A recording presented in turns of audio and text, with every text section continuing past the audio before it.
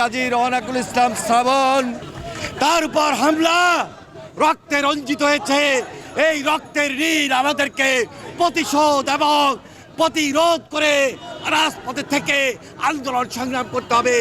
এর বদলা এদেশের ছাত্র সমাজকে নিতে হবে।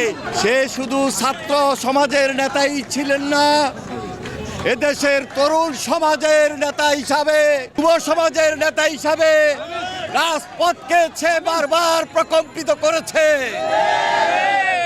আজকে তার উপর হামলা করে যারা এই দেশের গণতন্ত্রকে, ছাত্র সমাজের আন্দোলনকে, তরুণ সমাজের আন্দোলনকে নস্যাৎ করতে চায়, ওই ষড়যন্ত্রের দাঁত ভাঙা জবাব দেওয়ার জন্য ছাত্র তরুণ সমাজ আবার নতুন করে তারেক রহমানের নেতৃত্বে, দেশনেত্রী বেগম খালেদা জিয়ার নেতৃত্বে রাজপথে ঐক্যবদ্ধ হয়েছে।